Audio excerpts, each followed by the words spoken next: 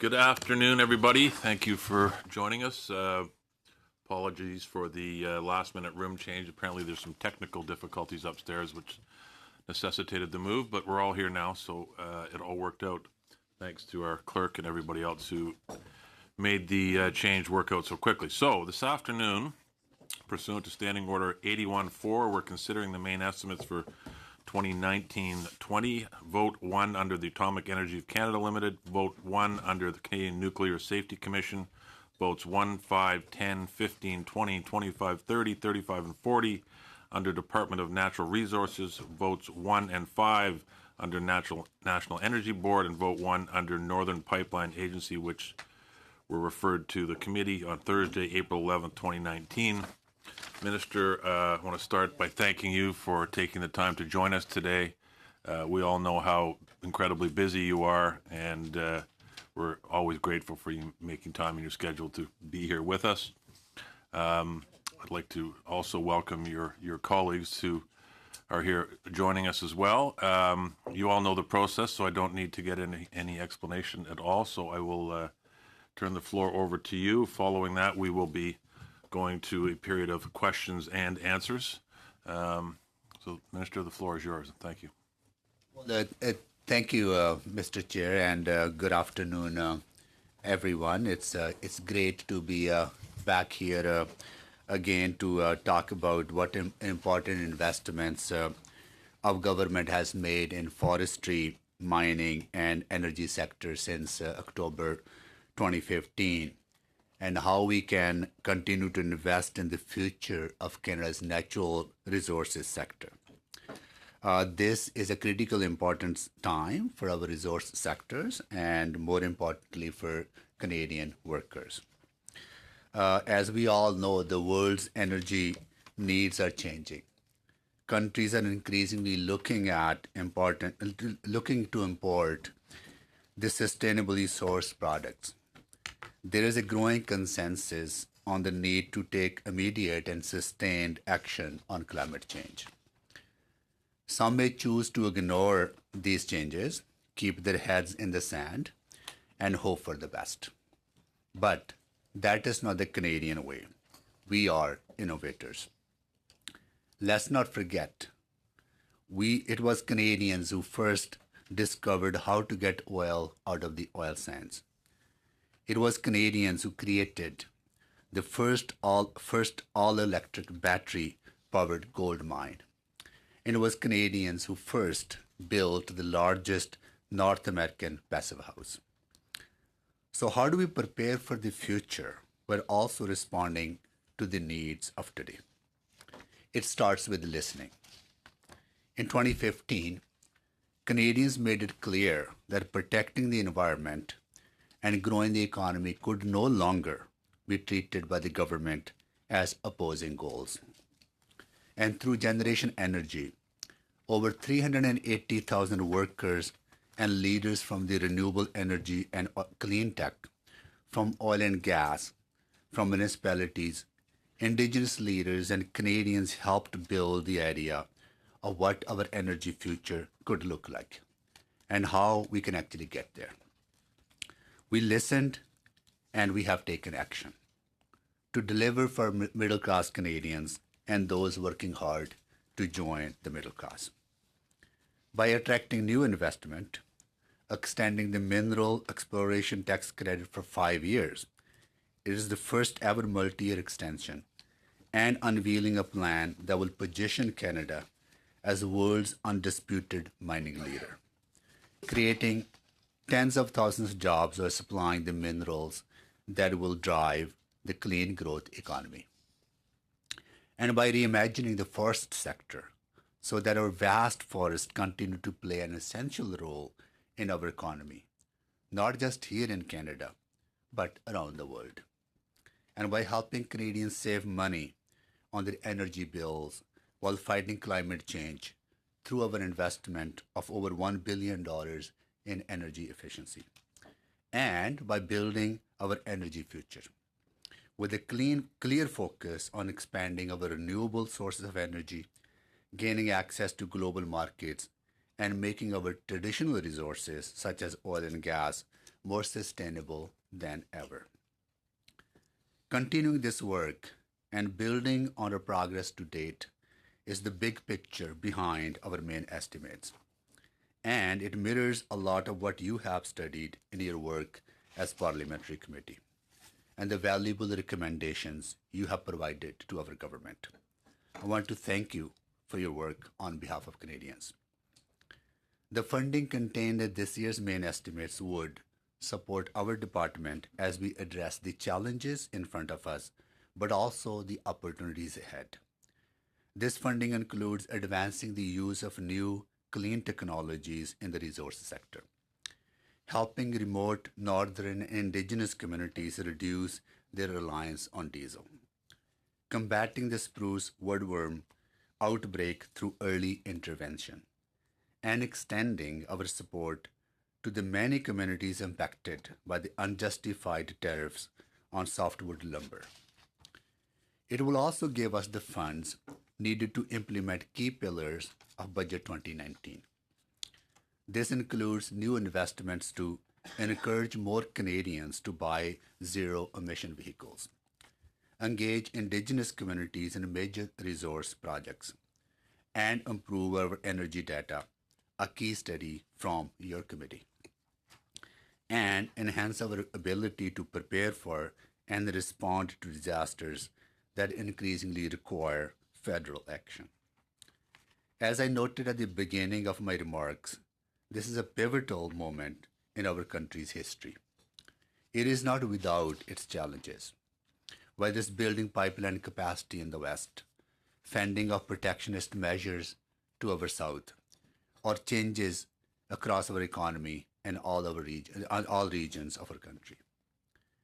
Canada's unemployment rate may be at a 40-year low, but we need to be mindful of Canadians who are anxious about their future. In my home province of Alberta, we have seen ongoing challenges for many workers because of fluctuating commodity prices. Our government sees all of these challenges and we are taking them head on. That is why we announced a $1.6 billion action plan to support workers and enhance competitiveness in our oil and gas sector. That is why our government is providing up to $2 billion to respond to the U.S. tariffs that are threatening Canadian workers in our steel and aluminum sector.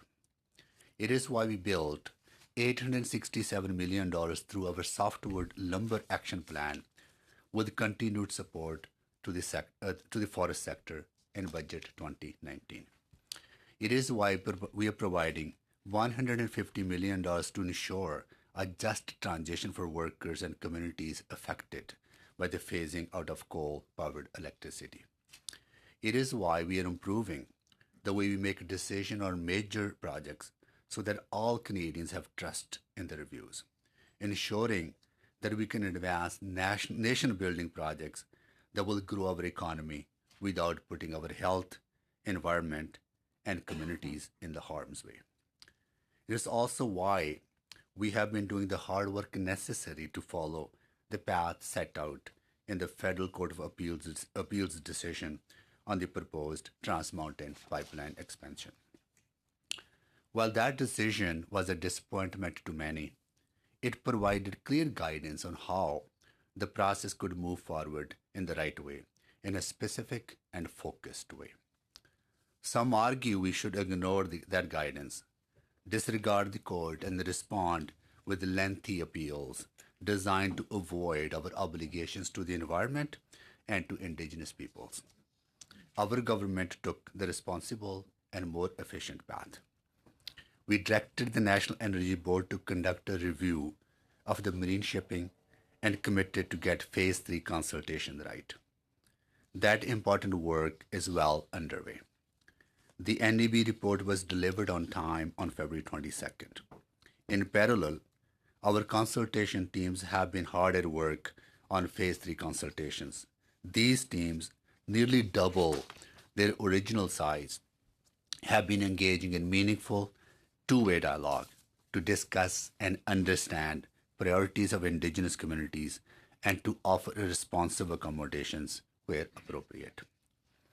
I have also personally met with many indigenous communities to help build a relationship based on trust. Our work to date has put us in a strong position we are today to deliver this process for all Canadians. Our work on TMX, our historic investment in solar, wind, geothermal, and other forms of energy, and our commitment to innovation and the development of new technology are laying the foundation for a strong Canada, both for today and for tomorrow. Mr. Chair, our government sees our resource in industries playing a key role in driving Canada's clean growth economy. And we value the expertise and experience and natural resources and the drive of all Canadians to help make it happen. These main estimates are a down payment on Canada's future, a future that our children will inherit with pride and build upon with confidence, a future that will continue to create jobs, well paying middle class jobs for Canadians and future generations. With that, I would be happy to take your questions. Thank you for having us here, Minister. Minister, thank you for your remarks. The Honorable Kent Hare is going to start us off. Thank you very much, Mr. Chair. And Minister, thank you so much for coming. I know you explained sort of how Albertans figured out the oil sands, and it was in 1975 when Premier Peter Lougheed, Premier Bill Davis, and our Liberal government invested in the modern oil sands in 1975. 1997, it was Premier Klein and the then Prime Minister Chrétien investing in the oil sands and expanding them once again. And you rightfully point out the purchase and going ahead with the Trans Mountain pipeline in the right way. But in my riding of Calgary Centre, there are many oil companies, and in fact, energy workers who I continue to hear questions from about the industry's competitiveness. They are concerned about a potential layering effect of various environmental regulations and how they might make our oil and gas industry less competitive. We want to ensure that Canada is a supplier of choice for oil and gas around the world. How do we make sure that we're protecting our environment and yet ensuring that we remain competitive globally? Through you, Mr. Chair, thank you so much for that question. As you know, we were in Calgary last week announcing a funding support for a very promising new technology that is investing in testing a prototype for geothermal. And when you talk to companies such as that, they know that if they are successful in commercializing that technology, it can create 40,000 jobs in Western Canada, mainly for oil people who are currently working in the oil sector, people who are drilling and doing that work. And so investing in new technologies, investing in our traditional oil and gas sector to make it more clean and green, and the provisions of accelerated capital allowance that were announced in budget fall economic statement last year, as well $100 million that is allocated in budget 2019 to foster collaboration and innovation among oil and gas sector. So I can give you a number of examples that make our energy sector competitive, and we will continue to keep eyes on that we remain competitive, because we want to make sure that our oil and gas sector, our renewable sector remain a source of well-paying middle-class jobs for Canadians for decades to come, and we will continue to make sure that our support is there. Now, it's my understanding that the Trans Mountain Pipeline consultations review are continuing. I saw the announcement there will be a further extension in consultations, and I just wonder if you could give us an update on where we are in this process. Mr. Chair, we have 8 teams consisting of 60 individuals, professionals, who are engaging in a meaningful two-way dialogue with Indigenous communities over the last number of months. During that consultation, Indigenous communities requested extension to the timelines, and in order to accommodate that reasonable request, we have extended the timeline by 3 weeks. This week, we sent out a draft copy of the Crown's consultation and accommodation report to all the communities that have engaged with us. Now they're able to comment on that draft report. We want to make sure they have enough time to actually read and go through it and analyze it and give us good input into it. And our goal is to make a decision on this project by June 18th. The way things are going, I think we're in a good position to achieve that. Market access is the key, Minister, and I think with moving forward on Trans Mountain the right way, obviously with Enbridge Line 3 and hopefully with Keystone XL, are you confident this will be enough to allow us to have our supply from Alberta Oil taken care of in the short and medium terms? Well, we all know, and members of this committee have raised this issue a number of times, and Albertans and people in the energy sector, workers in that sector, understand that the lack of pipeline capacity is causing our economy jobs, is causing potential growth in the sector. That's why from the day one we got into office, we focused on expanding that pipeline capacity. We are the government that gave approval to Nova Gas Pipeline, which is built in Alberta. We are the government that gave approval to Enbridge Line 3, and the construction of that project in Canada is almost complete. We're working with the U.S. Government in alleviating some of the challenges that are being faced in that country. I was in Houston meeting with Secretary Perry to advocate for the expansion of Keystone, for building of the Keystone XL pipeline, and we will continue to work with the private sector to advance their shared goal of moving forward on that project, and taking the right approach to get the process right on the Trans Mountain Pipeline expansion project is a strong commitment. We are the government that invested $4.5 billion at a time when that project could have possibly fallen apart because of the uncertainty that existed at that time. In your conversations with oil companies, that I know that Suncor, Cenovus, CNRL, companies like that were very supportive of putting a price on pollution.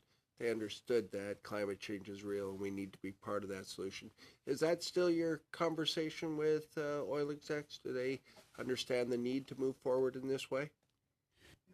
The conversations that we have with our energy sector partners, they absolutely understand that choosing between economy and the environment is a false choice, that we can do both. We can protect our environment and we can continue to grow our economy in a way, and at the same time making sure that Indigenous communities are partners, that they're able to participate in the process. At the same time, also participate in the economic opportunities that these projects Minister, I'm going to have to ask you to provide. wrap up if you can, please. Thank you.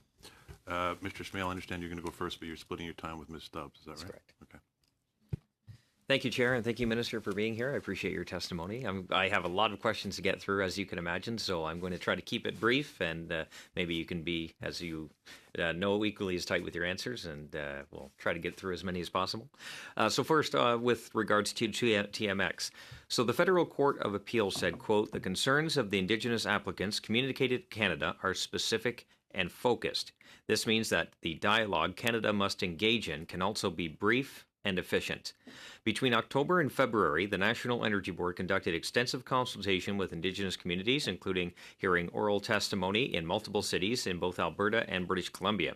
The courts never questioned the consultation process of the NEB.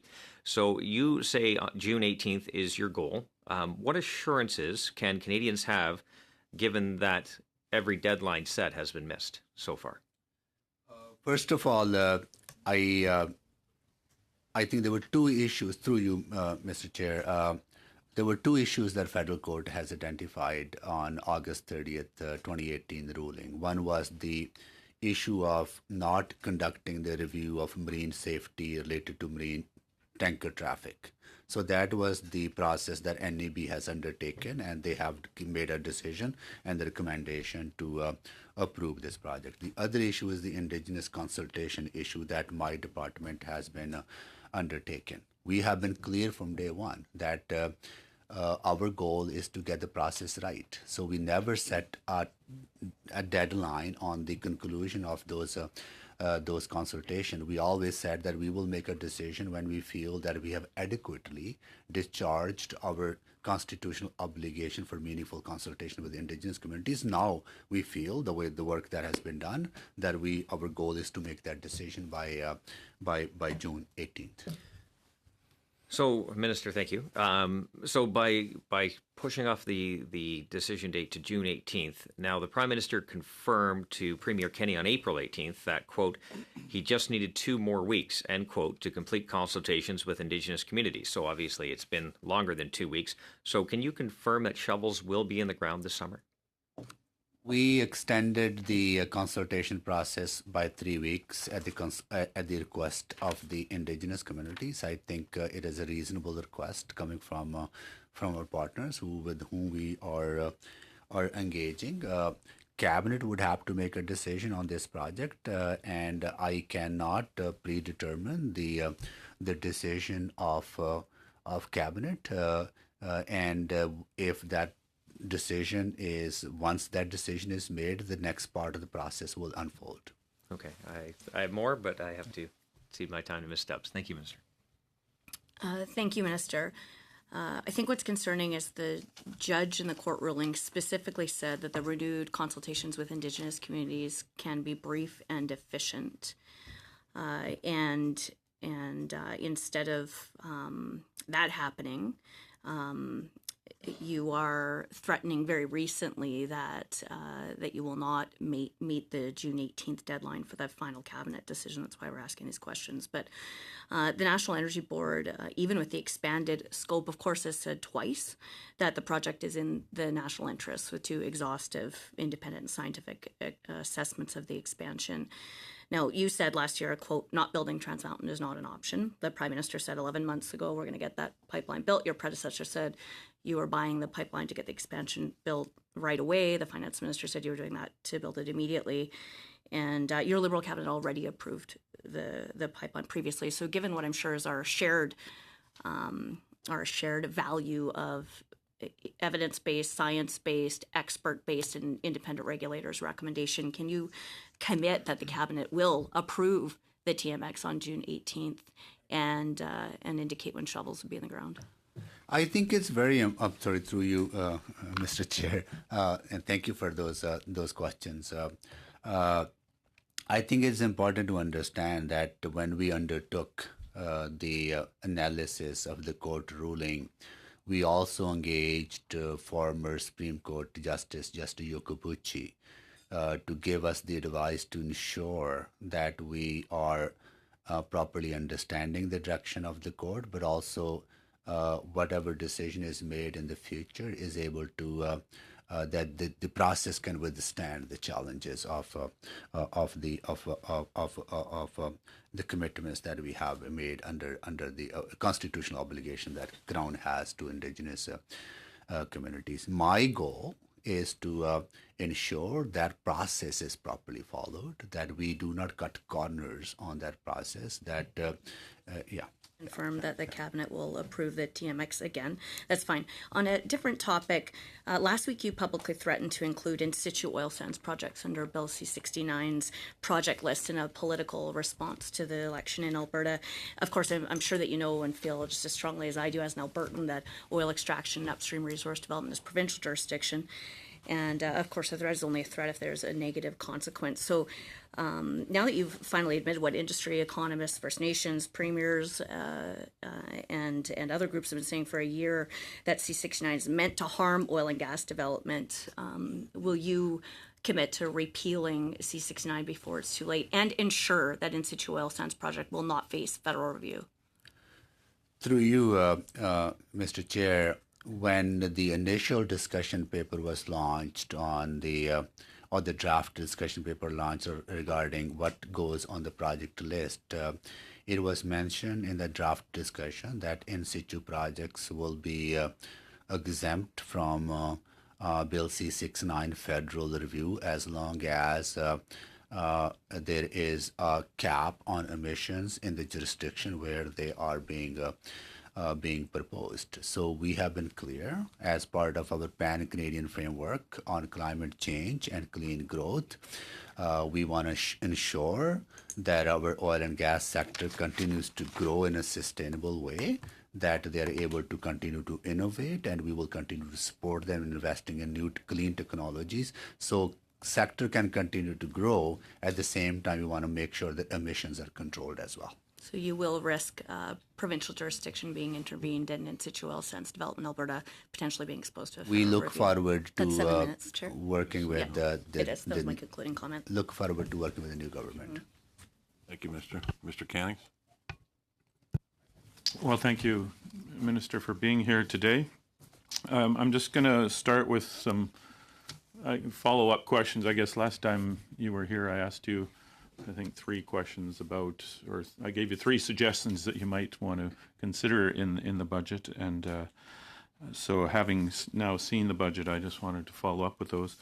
And one is about home retrofits. We all know that energy efficiency is one of the best ways we can reduce our greenhouse gas footprints in Canada. And we had a very successful program here started by the Conservative government in the previous parliaments, the Eco Energy Retrofit Program that its last iteration had $400 million in the 2011 budget. Unfortunately, it was cancelled, and it hasn't been brought up again by this Liberal government. First, it seemed that retrofits were kicked over to the provinces in the Pan-Canadian framework. And in this budget, there's an item for $300 million that is being put down onto the municipalities through the FCM.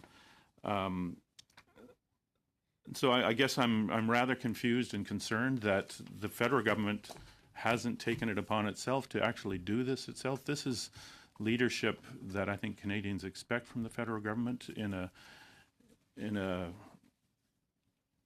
something as serious as climate action. We really need to do things quickly and boldly, and it seems that this is just another example of putting things down onto the municipality. So I just have a few. To me, I'm confused. For one thing, in the book here, it says in one place that this is to be spent in the 2018-2019 fiscal year, and in another place it says it's to be spent in the 2019-2020 year. That's not what I'm concerned about here. It's just one more confusion. But so I guess now that this money has been transferred, I assume, to FCM, how long will they have to spend this? Is this a one-year pot like the $400 million pot for the Conservatives put up? And will municipalities have to sign on individually? I don't live in a municipality. How do I access this program? You know, if we had done it nationally, those questions would not have to be asked. Yeah. Well, through you, Mr. Chair, thank you so much for that question, because we believe that energy efficiency is one of the ways that we can reduce the impact of climate change and make our communities more resilient and reduce emissions. The funding that you are referring to, the $1 billion that is being transferred,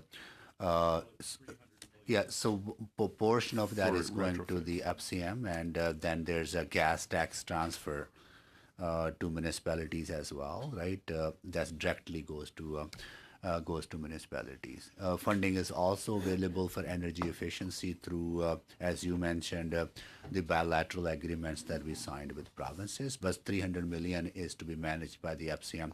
We're trying to supplement and not duplicate. We're trying to ensure that programs that are already effectively working, and FCM has managed Green Municipal Fund for last maybe decade or longer, right? So we are just supplementing the good work that FCM is doing. I'm just thinking of all my riding is mainly tiny communities, 500 people, 1,000 people. These are not communities that have the resources, the people resources, the administration resources to manage these programs on their own. Why are you putting it down on them or the FCM rather than doing it through the federal government? I'll just move on now because I've got a few more questions. Last time I asked you about I was looking for ways the federal government could support the forest industry. As you know, it's having hard times we still have softwood lumber tariffs hanging over it. There's mills in my riding that are now closing for periods of time this spring to save money because they're hit as timber lumber prices fall. And last time you were here, I suggested that the federal government could put up bold funding to help these communities in this industry and also keep them protected. We've had 2 years of forest fires in British Columbia alone that cost $1 billion a year just to fight the fires, and perhaps $10 billion in costs to deal with the aftermath. And forest experts that I've talked to suggest that we should be spending in British Columbia $1 billion each year to mitigate those actions. And I see small, various programs to help the forest industry in this budget, but I don't see anything significant that will go after the safety of communities in forest environments. Most of the communities in British Columbia, for instance, many communities across Canada, where the federal government could provide funding that would, help the provinces and the municipalities thin the forests around the in the interface areas. It would provide fiber for local mills. It would provide work and keep people safe. I was just meeting with a community group in my riding a couple of weeks ago. They're one of Canada's top fire-safe communities. They are desperate for any government help they can find. Then, right now they get $500 a year. So if they got $1,000 a year, they'd be happy. But they're just a tiny community. So I'm just wondering why I don't see anything in this budget that really is a significant help to these forest communities in terms of fire smarting the communities. The Filman report suggested an amount that British Columbia, that was for British Columbia, amount that has not even, only 15% has been spent. We're talking billions of dollars here. And I'm just wondering if there's any hope for the future that this federal government will step up and make some really meaningful contribution in this regard. Minister, he didn't leave you very much time to answer that question, so if you can be very brief, I'd be grateful. Yeah, no, I look forward to engaging more on specific communities and projects that you may have or ideas that you may have in mind. I spoke with my counterparts, all the forestry ministers, a few months ago, and we have this joint working group that we are working with them to develop some proposals on how we can work together on those issues. But I can definitely follow up with you on those. Thank you. We're out of time. Mr. Whalen. Thank you very much, Mr. Chair, and thanks for coming, Minister. In Mr. Canning's remarks, he got almost to the point of asking you a question on how the Government of Canada is helping rural and remote communities in this budget. And I actually see in Table 2A, Natural Resources Canada, in the estimates. I think it's page It's the listing of the 2019-2020 transfer payments for your department. It actually says that we're increasing those amounts from last year to this year from 14.2 million to 21.4 million. Can you or your officials provide us some color as to how this money is going to help rural and remote communities access clean energy programs, and what type of administrative support might be available for smaller communities who don't have the in-house capacity to necessarily think through all the options themselves? There are, through you, Mr. Chair, there are a number of programs that are available for rural, isolated, and northern communities, whether they are in area of getting those communities off diesel to new renewable sources of energy, or using wasted wood to turn that into biofuels, or investments into indigenous communities to encourage indigenous economic development. I'll ask my officials to elaborate a little bit more on that particular program. Happy to do that. All right. Okay. Sorry. Through you, Chair, that we have actually the particular thing you're referring to is the Clean Energy for Rural and Remote Communities, which in fact is increasing $7 million from last year, where it was launched in budget 2017, the year before. So we've been ramping it up. In terms of some of the details, we have committed to supporting the deployment of renewable electricity technologies for $89 million. We're going to be getting into demonstrating renewable technologies in electricity and heating, deploying bioheat technologies in remote and rural communities, supporting capacity building as well, and just encouraging energy efficiency through a variety of ways. I'll leave it there if you want more Well, detail. I think that probably responds to Mr. Canning's earlier statement anyway. In terms of this extension of time in order to fully complete the consultation process with Indigenous groups under the Trans Mountain expansion, you indicated that you've engaged former Justice Iacobucci on this.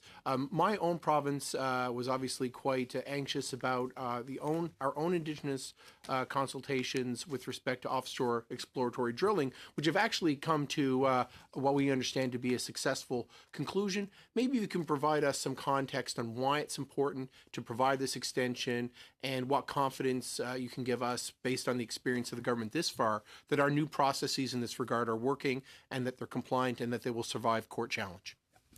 You know what, through you, Mr. Chair,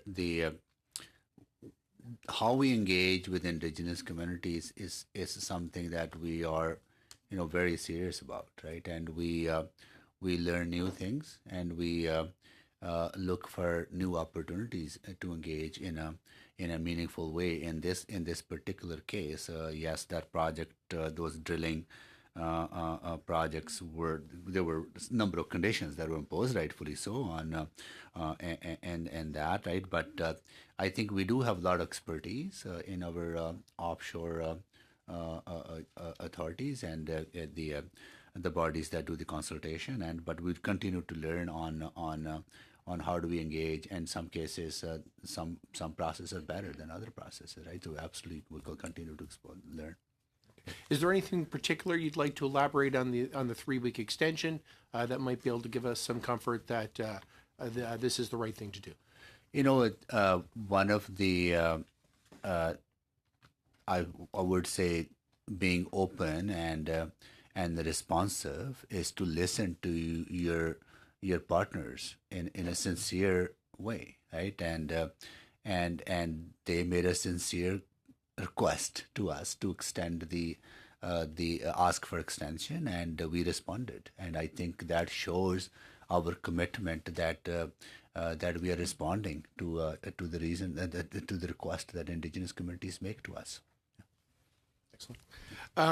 In terms of mining and making Canada a global leader in mining, at the conference in Toronto just a couple of months ago, I heard from mining leaders that they're they want to make sure that when they engage in scientific discussions with the government, that the government and they are learning from past practice and moving forward, and we're not reinventing the wheel. Can you provide us some clarity on how your department is ensuring that we're learning from past practice and continually improving our environmental regulatory process? So, through you, Mr. Chair, we were very happy to actually launch the Canadian Mineral and Metals Plan, and I'm pretty sure some of you have seen it. I would encourage, if you haven't, we can provide you the copies. This is a work of collaboration with industry and many stakeholders, because we see that in an economy where more investments are being made into solar, into wind, and electric vehicles, I think minerals and metals that we have as Canadians is a huge potential for us to create thousands of well-paying jobs throughout the country, right? And help transition to a more clean, green economy. It helps, deal with climate change. It allows us to move forward on creating jobs, and the investments we're making into new technologies in the extraction area. For example, the first ever all-electric gold mine in the Borden gold mine is a good example of how we can work with industry to actually support that. Sorry about that. I'm just the bearer of bad news. Mr. Schmale, I understand you're going to split your time again this time. You have 5 minutes this time. Thank you very much. Thank you, Minister. I will be very quick. Minister, I want to talk about your subsidies for zero-emission vehicles. What we have seen here is, I'm sure you know, none of the vehicles, total electric, are made in Canada. The only hybrid made in Canada is the Chrysler Pacifica. Having said that, I went on the Nissan Canada website and I built myself the most basic Nissan Leaf, one of the best-selling electric vehicles on the planet, with no toys, nothing. It's $817.74 a month. Given that that is a mortgage payment for some, can you please explain to me? I don't understand why we're subsidizing the very rich to purchase these vehicles that aren't even made in Canada. You, Mr. Chair, there's a cap on the price for the vehicles that can be purchased through this incentive, and that price is to ensure that middle class Canadians are able to access this incentive that the wealthy Canadians who can probably afford to buy. That's why there's a cap on the that includes the discount, on the price. Our goal is to spur more innovation and investment into zero emission vehicles as part of our overall climate change plan, and that's the reason that this incentive is provided. Thank you. Thank you, Minister. How many cents will your government's new fuel standard increase the cost of a litre of diesel, a litre of gasoline, and a cubic meter of natural gas? The discussion around fuel standards is being led by Minister McKenna at the ECCC, and they are in discussions with industry stakeholders, and we will make sure that our competitiveness is something that we always keep in mind when we launch any policy, and making sure that middle-class Canadians and those who work hard each and every day to be part of the middle class, their living remains affordable. The policy has been posted on your department's website for months, and I just find it incredible that after 2 years of developing the policy, the Liberal ministers don't seem to be able to answer how much it will cost Canadians. But the Chemistry Industry Association of Canada says the fuel standard will be the equivalent of a $200 a ton carbon tax. Industry is saying anywhere between $150 to $280 a ton carbon tax. And your government provided a 95% exemption from the carbon tax for large emitters to, quote, as the Environment Minister said, stay competitive and keep good jobs in Canada. Canada. So if those companies, according to that analysis, will do what Conservatives have been warning about for years, shut down their businesses and kill jobs in Canada, if they pay more than 5% of your carbon tax, how can you rationalize imposing these dramatic costs on those same businesses in the new fuel standard? Through you, Mr. Chair, I look forward to meeting with the association tomorrow, we have been working very, very closely with the petrochemical industry as well. I was back home in Alberta last week announcing $49 million that is going to generate $4.5 billion of about $4.5 billion of a new investment, $1 billion investment into Alberta's economy. So it is in the best interest of all that our industry remains competitive. Well, and to that end, then I hope that you will advocate very aggressively that the government actually know what it's doing before it imposes this policy, since the department, in fact, the cost-benefit analysis says there's no model to actually determine emissions reductions, credit supply, or the economic impacts of the fuel standard. But right now, I would like to move a motion, Mr. Chair, that pursuant to Standing Order 108.2, the Standing Committee on Natural Resources immediately invite the Minister of Natural Resources to appear before the committee on June 20th, 2019, for no less than a full meeting to advise the committee of the government's plan to build the Trans Mountain expansion, and that meeting be televised. Okay. Well, we can, what I would propose is we set aside some time for committee business either this Thursday, because we actually have time in our schedule. We can deal with the motion then, and that doesn't eat into our time here. Yeah, I look forward to that. I'm sure the minister will be more than willing to come to tell Canadians about the start date of construction, the timeline for construction, the in-service date of the Trans Mountain expansion, how much it will cost taxpayers, and also their plans on whether or not the Trans Mountain expansion will be built and then operate in the long term by the private sector. Thank you. So we'll discuss that on Thursday then. Great.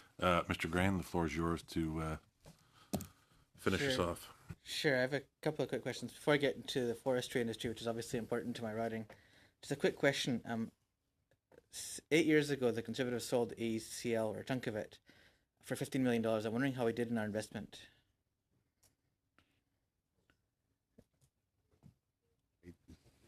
So we sold it for $15 million, but we still have to put quite a lot of money into ACL. So was it a good idea to sell it 8 years ago, or sell the chunk of it? Well, I would have to get back to you on that That's question. fair. I think my point's been made. I want to build on Mr. Kenning's questions earlier. As you know, forestry is a very important industry in my large rural riding not far from here. So I want to thank you first of all for the helpful announcement to Uniboard, I think 2 weeks ago, which will help green the factory we have in a very défavorisé part of the riding that has a lot of economic issues, and will help green the plant enormously and save a lot of jobs in this area. It's one of the biggest employers I have in my riding. The forestry industry has faced a lot of challenges in the last few years. In 1987, in my riding, we lost the railways. They were ripped out and they were sold for scrap. In 1990, we lost the ability to log drive. We've had a lot of problems with the American trade sanctions on forest products that have caused untold trouble. We have only one road in and out of the riding that can be used for logging. And we have now a worker shortage, which is impacting the ability to keep the businesses running. So what can you tell us about what we can do for the forestry sector, short-term and long-term, also in terms of expanding second and third transformation, which we do very little of in my area? Mr. Chair, I can highlight a number of things. Some are related to my ministry, some are not. For example, the $2 billion rural infrastructure fund that allows roads to be constructed in rural communities, or the $2 billion trades corridor fund that communities can access, or in immediate scope for $250 million that was allocated in budget 2019 to foster more innovation and diversify the sector and help it grow. Forestry sector is a very, very important sector for Canada, and yes, it is facing challenges as far as the relations with the U.S. But the 3 trade agreements that our government has signed absolutely open up so much potential for our products to be imported, because we have the best product. We have the way of where we harvest them, and environmental sustainability and the practices. I think and absolutely those are some of the things that we have been doing. I don't know, DM, if you want to elaborate on some of the other support systems that we have in place on the forestry sector. Sure. President? So thank you, Chair. So we're recognizing, kind of the importance of the forest sector, and we are working on many fronts. Répondre en français, si vous voulez. OK, parfait. Alors, Okay, thank you. So we're working on many fronts. The first, we're working on competitiveness in the sector, and we have worked alongside the provinces and territories on a framework on a bioeconomy, which will ensure that we'll be able to diversify products that are of a higher added value. And tonight, there's a federal provincial conference of deputy ministers of forestry that is beginning. And the first item on the agenda is this bioeconomy issue. So we're also investing in innovation. And within the last budget, significant amounts were allocated to that sector. So that's a $100 million envelope that comes from the strategic funds envelope. And these are promising new areas, biofuels, for example, coming from forestry products. And we're also investing in the diversification of markets significantly to ensure that Canadian wood be used abroad. Significant projects in China. There's a district in Tianjin where we are doing a demonstration of how you can integrate wood into construction, and also how this comes and strengthens our efforts that were being made in other areas. So the minister mentioned significant amounts that have been contributed by the government to support the industry in terms of softwood, to support the workers, the industries that have been affected by these countervailing duties, and also to support diversification in the market of different products. So this is a plan that has worked very well. And even today, the minister is chairing a task group of ministers responsible for forestry to follow up on a regular basis what the health of the industry or the sector is, and to ensure that the right measures are in place to support both local communities, workers, and the industry. Thank you. We have in the first hour. It goes by very quickly. Very grateful for you taking the time and making yourself available to join us today, as always. And we're going to suspend for just 2 minutes, and then I understand Ms. Tremblay and Ms. Crosby, you're going to stay, and some other officials will be joining us for the second hour. So thank you, Minister. Pleasure.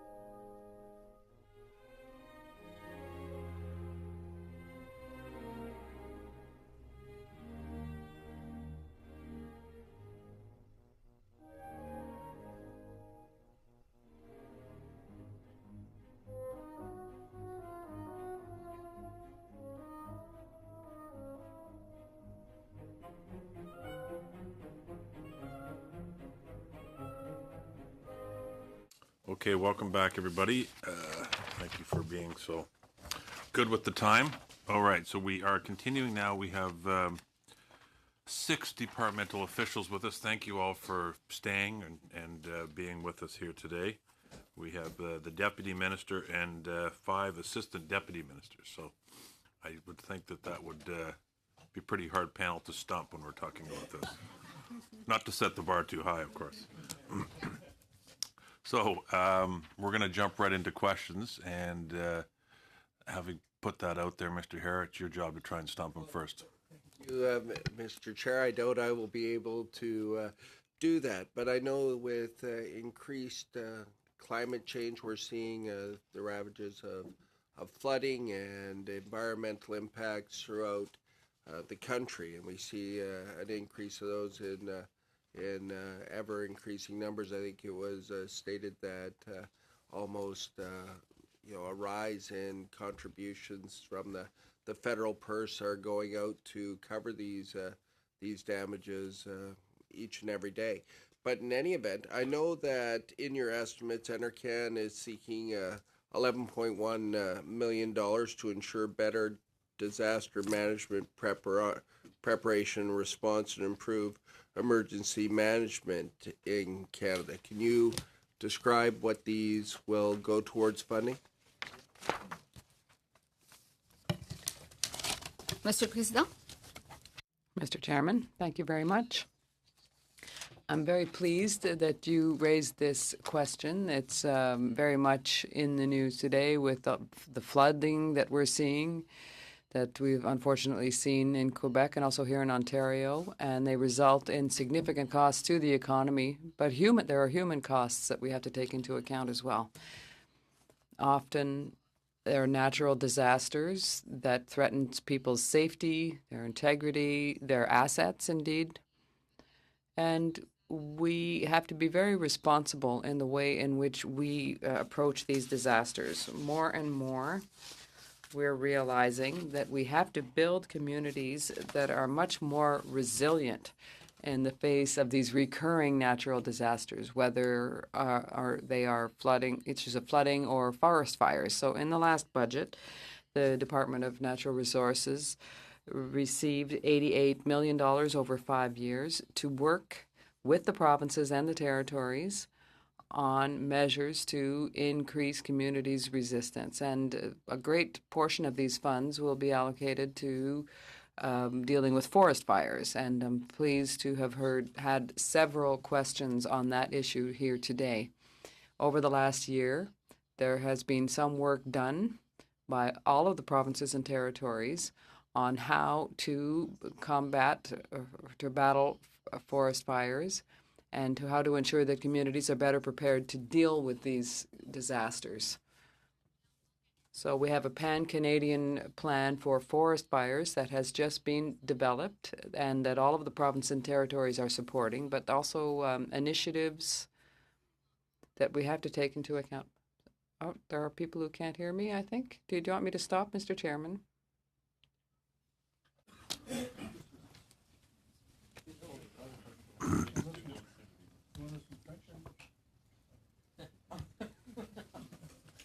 Testing, 1, 2. Can you hear me, Mr. Cannings? Okay.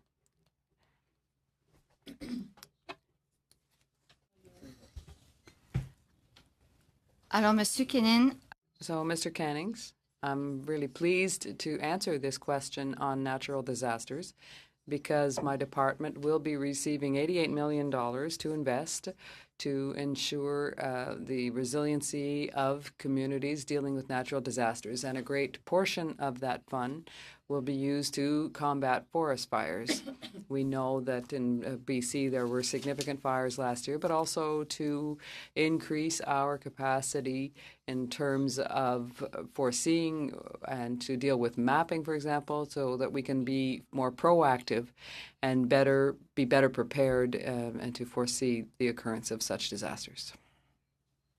We heard some questioning by Mr. Schmale around our new incentive program to encourage people to look at electric vehicles. I'm hoping you can sort of tell me a little bit more about that program, as well as, it's my understanding, Hannah Wilson in my office stated that about 80% of cars in that marketplace would be available for that price point. Are there cars available at the $45,000 cap? Would there those be available, and how does the program work?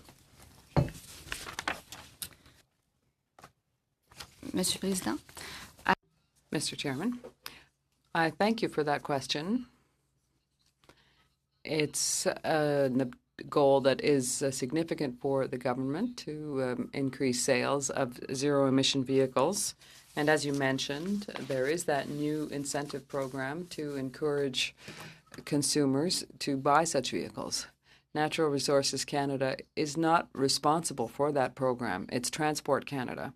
However, we are responsible for ensuring that that vehicle works, that it can be charged up, and to ensure that the infrastructure for doing so is in place. There's already a network, and we're working on working on a network to have 1,000 charging stations across the country, and these would be electric. Some might work on with hydrogen, or some might be natural gas as well.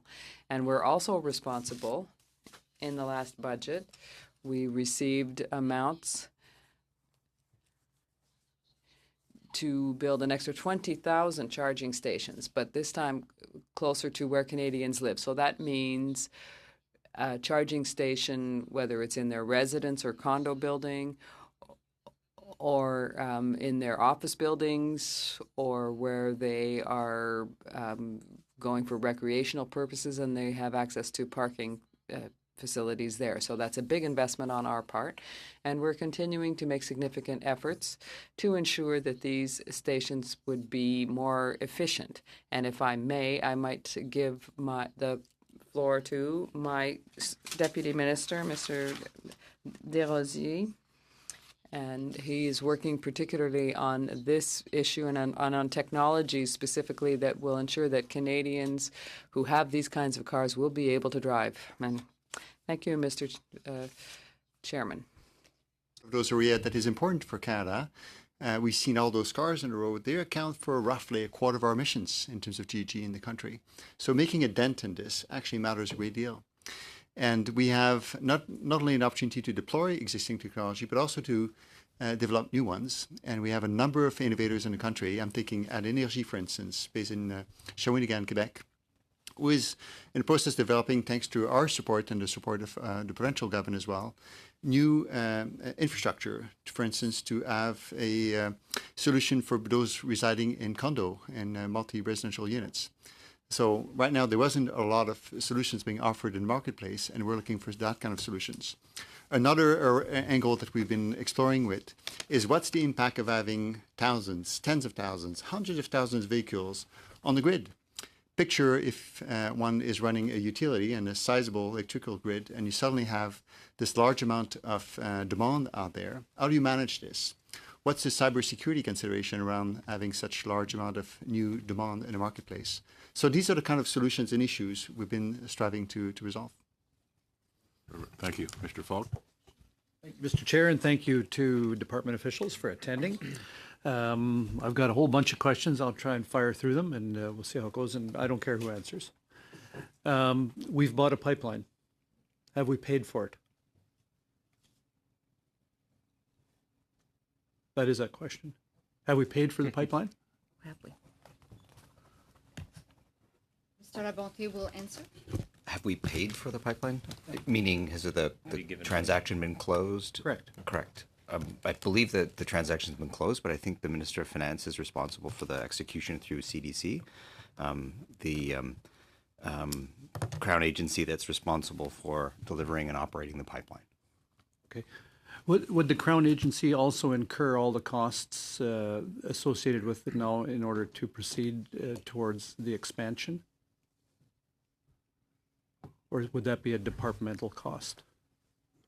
The Crown agencies run through its own separate board of directors, but I'm kind of getting to the margins of my my knowledge base here, given that it's the Minister of Finance's officials and whatnot. But it's run through, as I understand it, a separate board of directors. It has its own, if you will, financial regime under which it operates. And of course, at this point, there's no certificate for an expansion to occur. So it's operating the pipeline that exists today and waiting for the decision that will come, should it come, related to the project decision on the expansion part. Okay, very good. The carbon tax was implemented in my province sometime just recently. I saw a 4.5 cent or just over a per liter increase on the price of gas and just over 5 cents a liter on the price of diesel fuel. Have you got projected revenues on what that will bring in? Monsieur le Président, c'est une question qui... Well, Mr. Chairman, this is an issue that comes under the Environment and Climate Change Department. Hasn't been tasked at all with calculating the amount of fuel that's going to be burned, or like you have not been involved in that at all?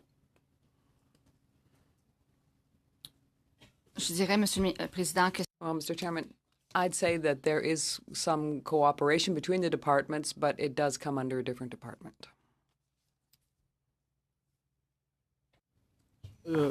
Okay, can you give me the volumes then of fuel that you expect to be taxed with this carbon tax, either gas or dieseline, gasoline or diesel? Have you done that calculation? Je vais réitérer ma réponse. Well, I'll repeat my answer, Mr. Chairman. First of all, the issue really should be posed to the Department of the Environment and Climate Change. They're responsible for the carbon tax, or the Department of Finance, which is responsible for calculating the revenues. Looking anymore for the dollar amounts, I can do the math myself. I'm looking for volume. And that I would think would be something that would fall under this department's jurisdiction. I understood the question. I think they did too. So, but that's the answer is the answer, Mr. Falk. Okay. Getting back to my previous colleague's question on the Canadian fuel standard, have there been any calculations done by the department on the effect of that?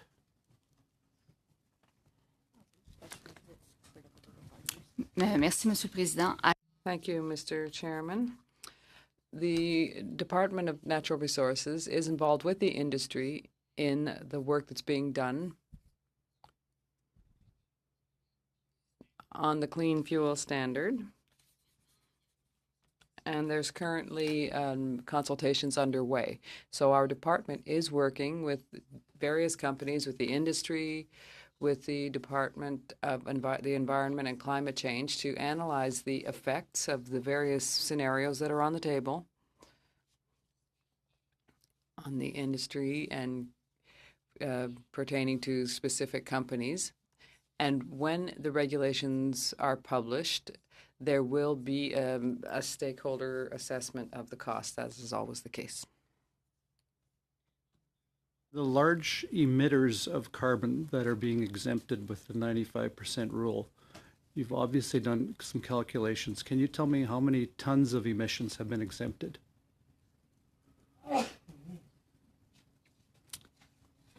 Mr. Chairman, I'm going to reiterate my answer on this aspect as well.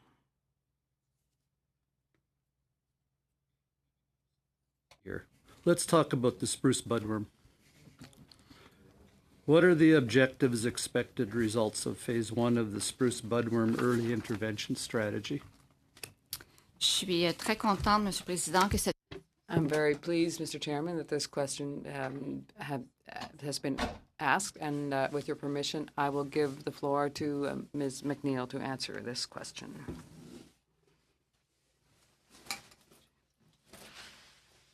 Mr. Chair, I'm not sure whether the question was about phase 1 or phase 2 in particular, because the early intervention strategy is actually phase 2. Could I get some clarity on that? Yeah, phase 2. Okay, so Sorry. phase 2.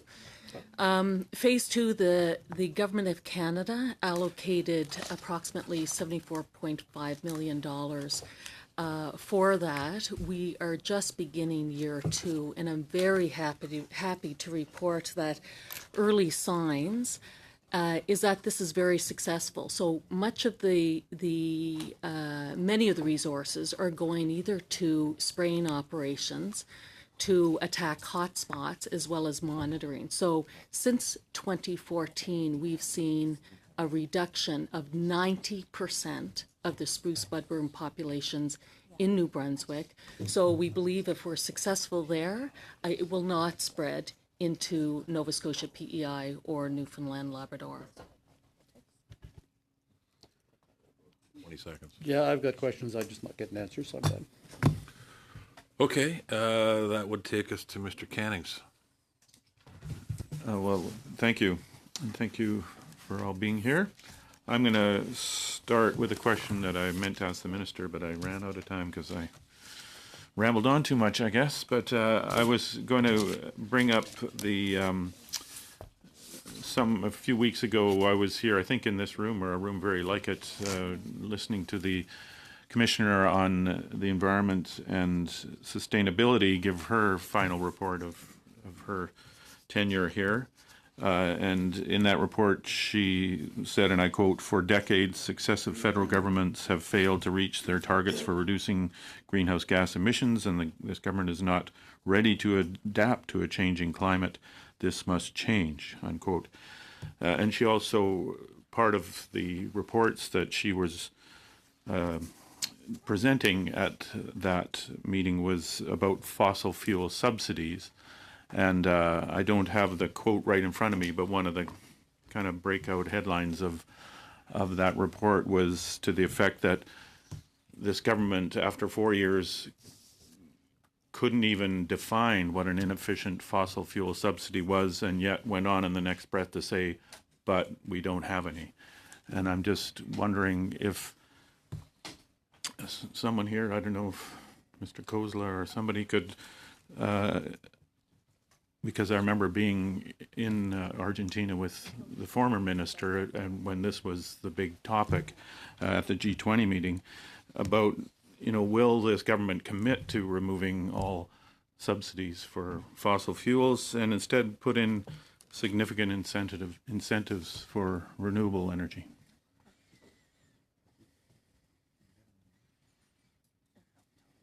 Monsieur le Président. Thank you, Mr. Chairman. And there is a lot of work that has been done on inefficient fossil fuel subsidies. And I think it's very key to understand and highlight inefficient fossil fuel subsidies. So we believe that, what we're doing in Canada doesn't fall on this, but we agree to have a peer review with Argentina, and the Minister of Finance is responsible for that. And just recently, the Minister in charge of Climate and Environment just launched a consultation. She appoint a specific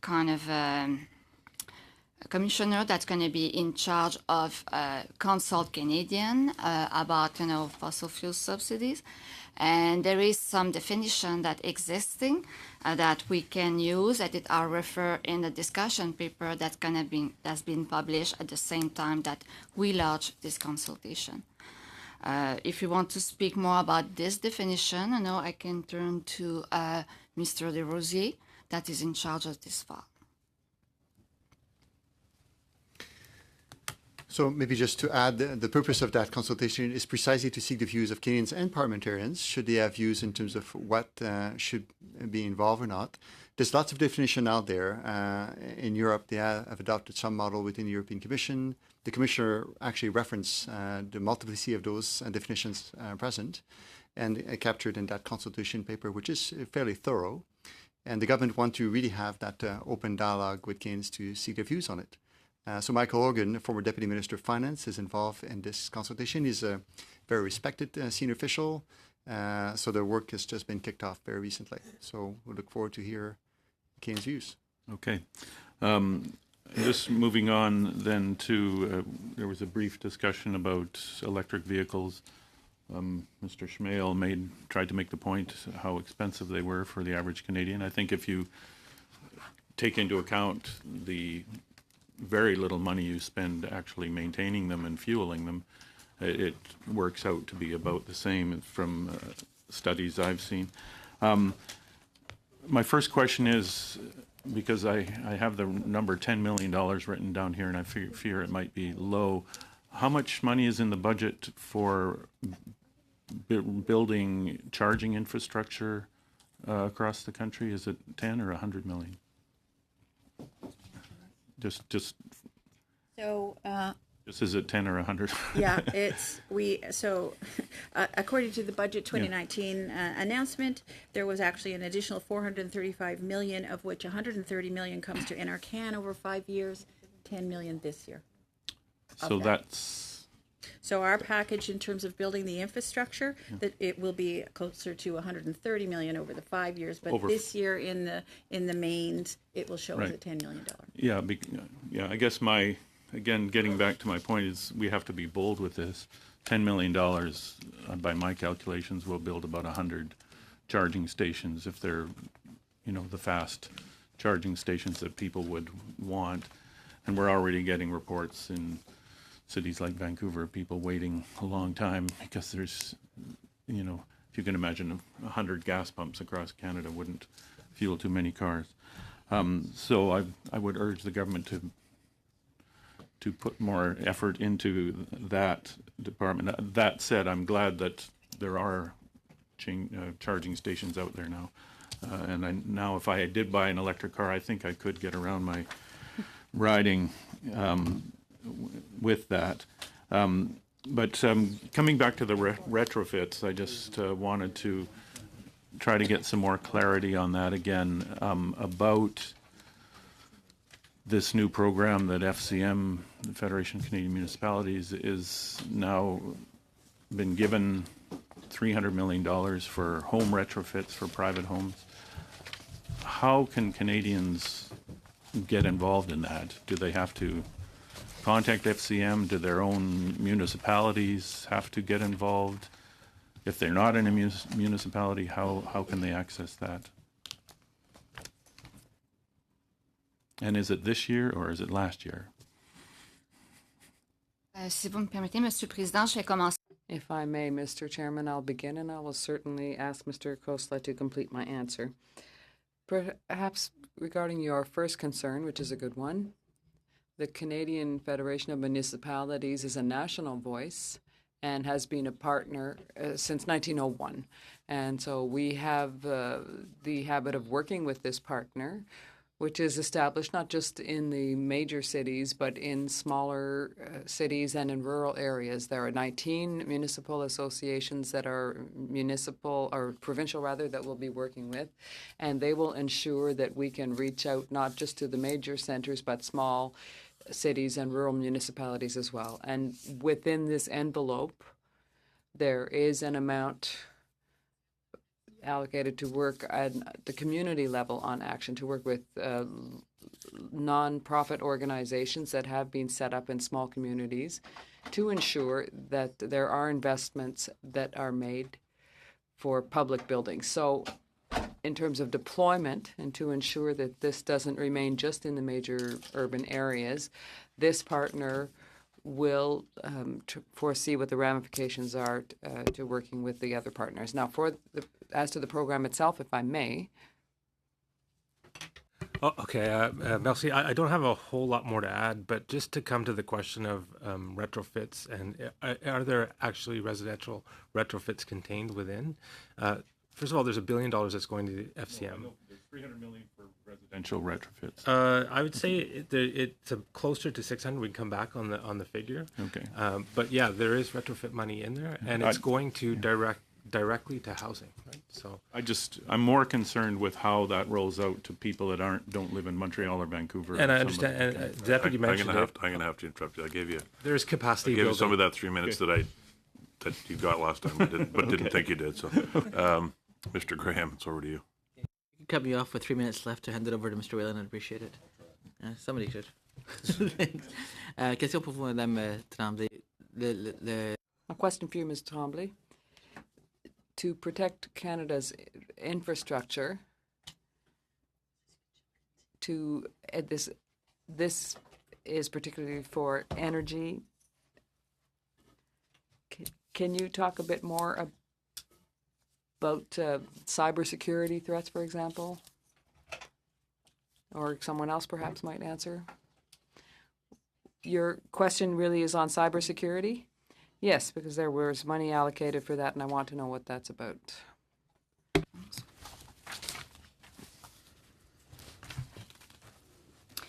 It's an excellent question. First of all, the cybersecurity sector is something that's more and more in the news, and when we're talking about energy infrastructure for a country, it's very important to be able to be on the leading edge of this without being concerned. And this is a major concern in terms of our relationship with the United States. There's a great deal of infrastructure that moves across both borders, and it's a concern that's shared by our American partners and our Mexican partner as well. So we're working with our partners from the private sector, indeed the associations in terms of electricity, the major public utilities. We're also working with the oil and gas industry because pipelines are also now subject to cybersecurity attacks. And recently, we were talking with stakeholders in the mining sector who are also facing cybersecurity issues as we speak in terms of attack on their strategic data, for example. And we're talking more and more about moving towards a digital economy. In Canada, we have a great many of minerals, rare earth minerals as well that are of great interest. So the natural resources, this natural resources sector must be protected. Just for the time that I have left, are we subsidizing private sector companies? Is this something we're doing ourselves? Well, I'll give you an initial response, and I'll ask Mr. Khosla to continue. This is mainly investment in critical infrastructures that we're making to strengthen our resiliency, but also to work with our partners, the industry, our partners, as I said, in the various associations, and to ensure that our concerns are addressed. But there are specific amounts to work allocated to working with the Americans. Well, just another detail. I don't have much to add, but it has to be emphasized that the government does have an objective to introduce or to table legislation to oversee the industry and participate more in depth with them. I'll take it back later. Okay. All right. Mr. Whalen, you're going to use the rest of the time? Yes, thank you very much, Mr. Chair. So on the notion of spending $130 million on charging stations over 5 years, I was at a local hockey rink on the weekend in Paradise, and part of my riding of Newfoundland, in St. John's, Newfoundland, so just a neighboring community. And they had a couple of charging stations out front, fairly new, but they're already deteriorating from weather and salt in the parking lots. I had a constituent when I was knocking on the doors at the weekend who was concerned about, he wanted to buy an electric vehicle, but they live in sort of multi-dwelling units, and his parking is in a parking lot next to the building. He's concerned that even if he spent the money to have his own charging station installed next to his spot, the plow would knock it, it would get damaged.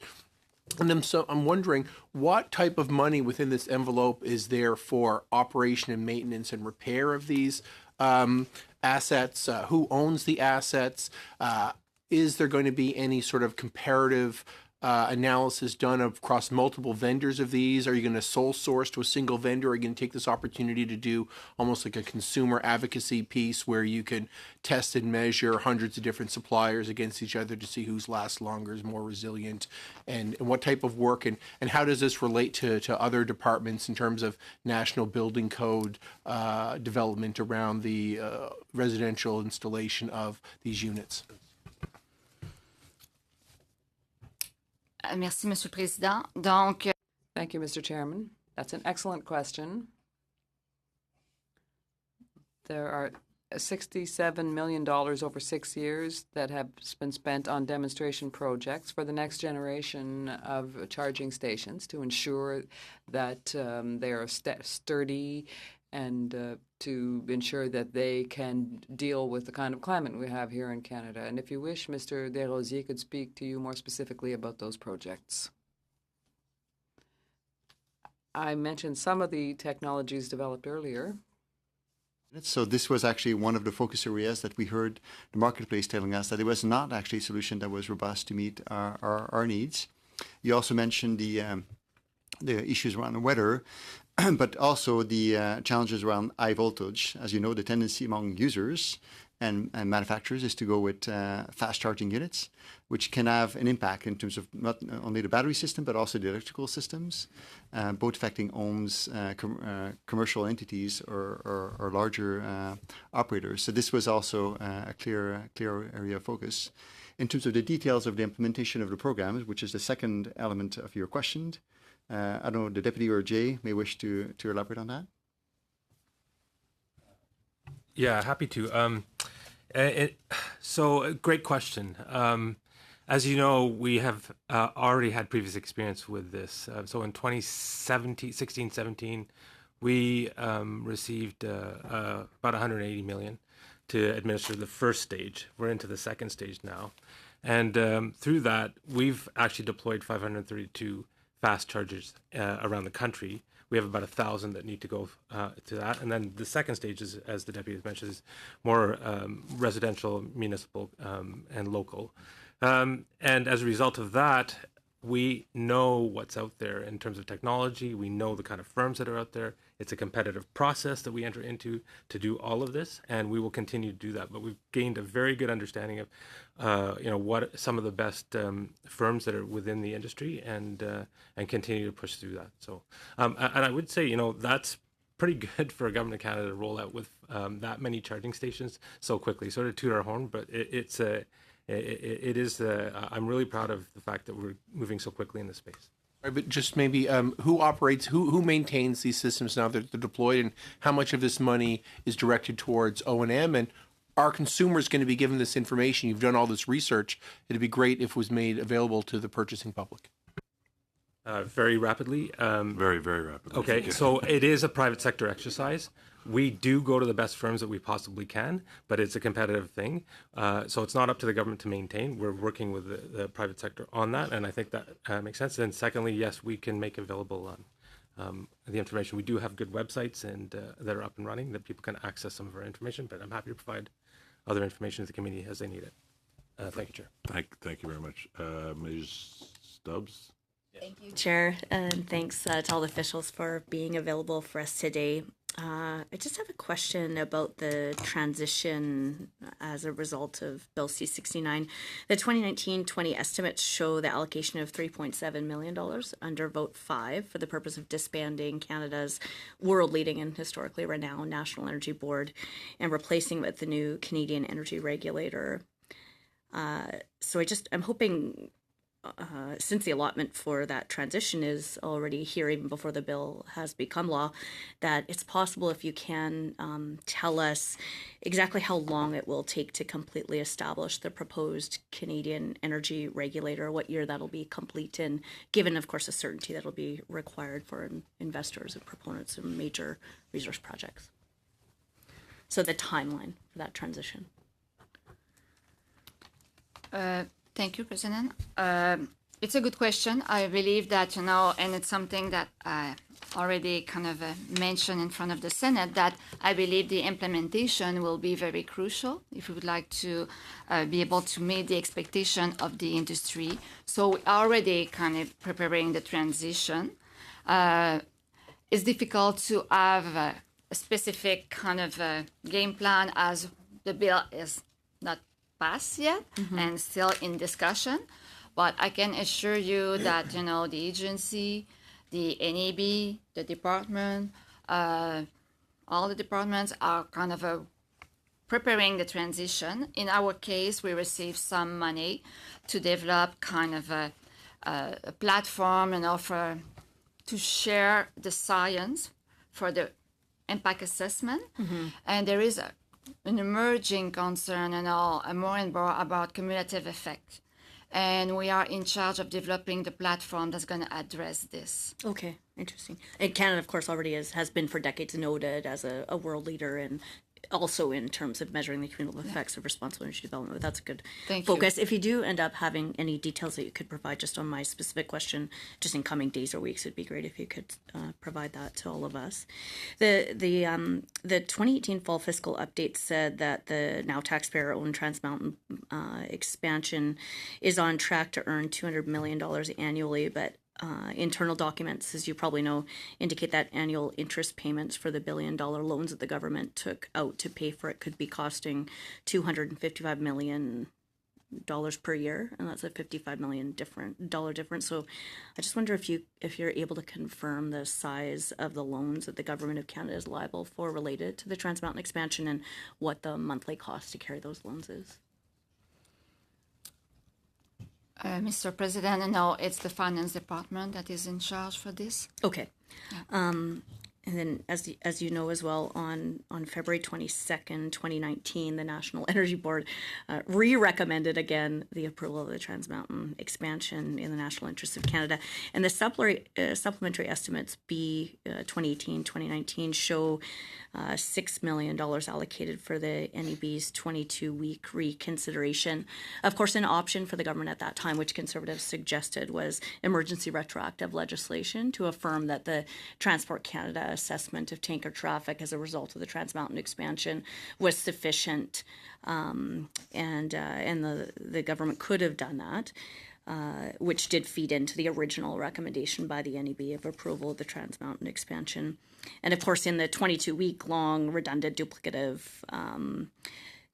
reconsideration of the NEB, they had to appoint 2 experts from Transport Canada to do that part, since Transport Canada is the jurisdiction responsible for that area. And of course, the exact same information was reviewed, the exact same mitigation measures were reviewed, and the exact same recommendation for approval was made by the NEB reconsideration.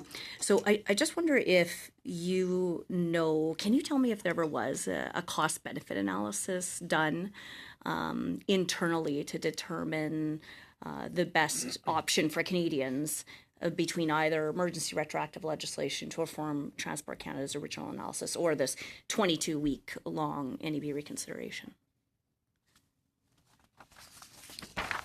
Thank you, Mr. President. So the government made a decision to follow the advice of the Federal Court of Appeal and to ask the NEB to do the kind of the review of the marine and to redo the consultation phase 3. Okay. If you find out if there was a cost assessment, that'd be great too. Mr. Tan, you're last up. Thank you. 5 minutes, right?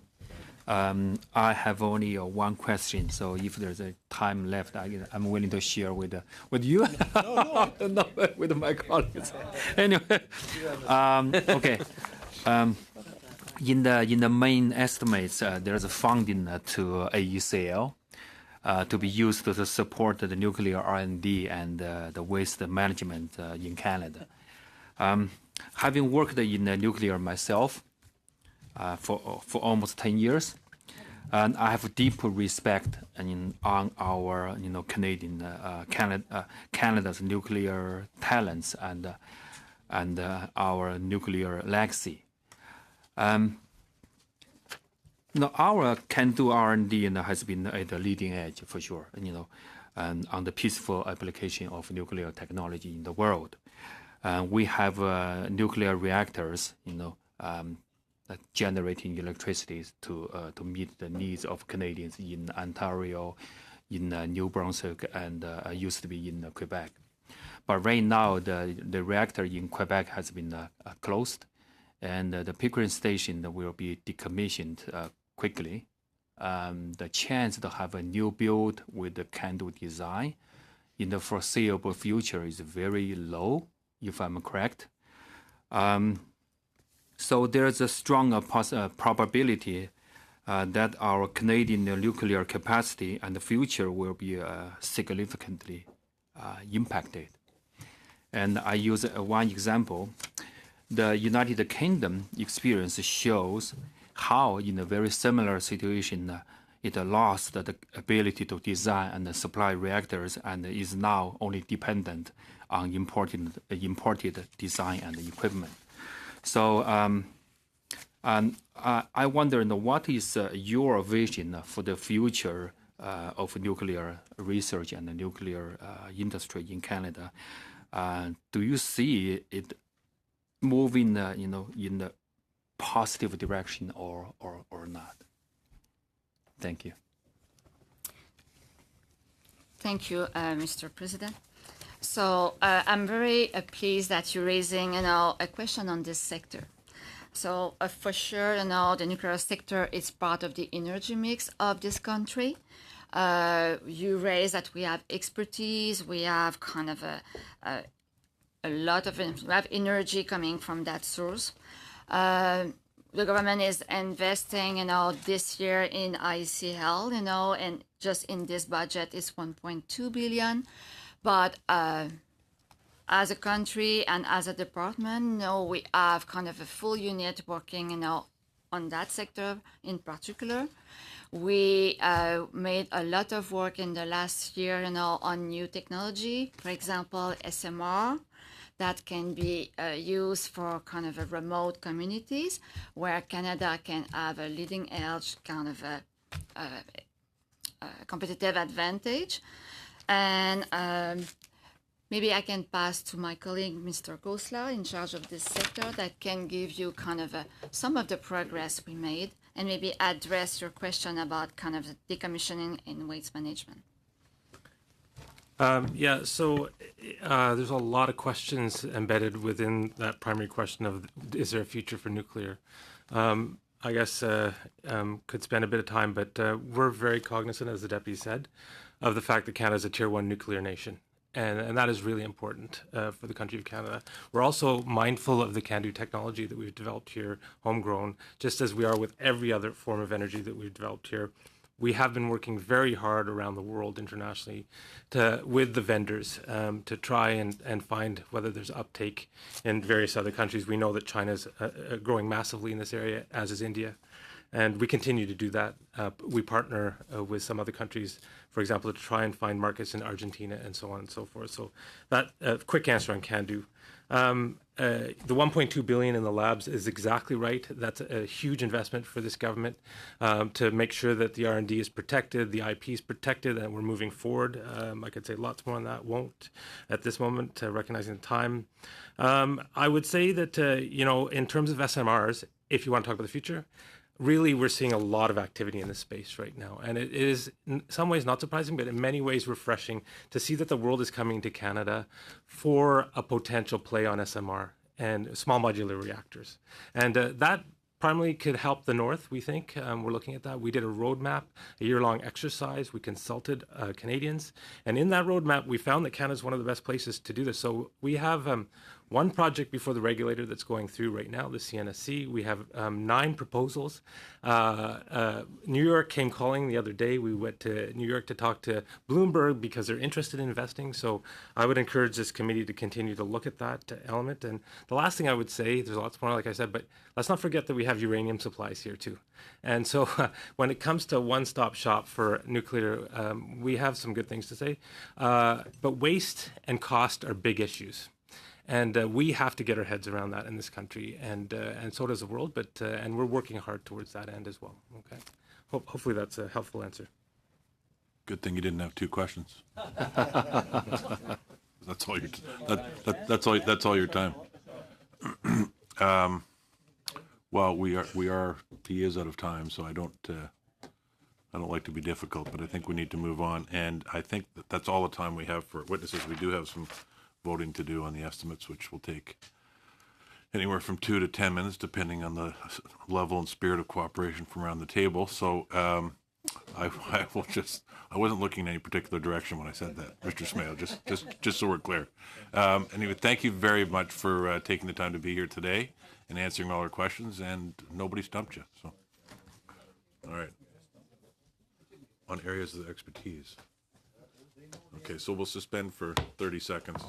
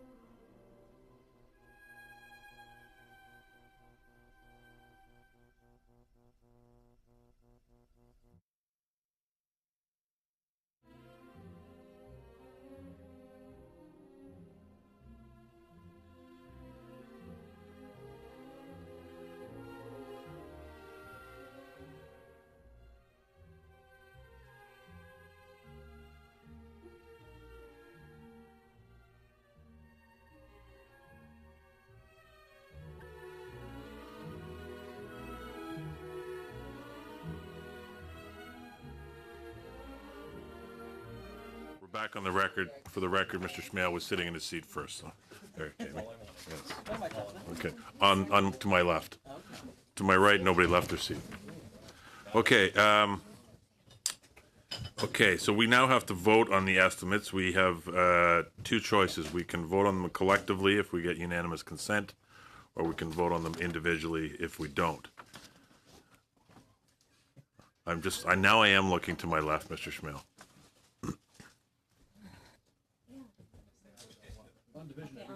On division? Okay, all right. I anticipated that. Okay, so on division, I'm assuming we are going to, we don't need to vote on them individually, so motion passed. Then next thing we need to do is, do you want me to report this to the House? Shall I report vote 1 under the Atomic Energy of Canada Limited, vote 1 under Canadian Nuclear Safety Commission, votes 1, 5, 10, 15, 20, 25, 30, okay, suspend. To the House, yes? Yes. Nobody opposes that? Okay. No. Okay. All right, so that is all of our business for today. Thursday, we have the delegation of German parliamentarians coming in, so we have no formal meeting, but we're meeting with them in conjunction with the Trade Committee too. I understand most of you have already agreed to attend. Hopefully everybody can make it. We don't have a room assignment yet. 025. 025B next door at 3:30 on Thursday. So, Mr. Whalen had a question. Mr. Whalen has a question. Ms. Stubbs raised an issue about scheduling the June 20th meeting Oh, to receive. We might be able to deal with that right now. okay. I was going to suggest we deal with it on Tuesday, actually, because we have Tuesday's the last scheduled day for this current study, and I think it's only for an hour, so we could deal with it then. Tuesday's better. That gets us out of here. Gives them more time to Gives need time to to know what's happening. people think about it, and gets us out of here right now too. Yeah. Okay. know what the path forward Okay. is. So, on that note, meeting adjourned. Thank you, everybody.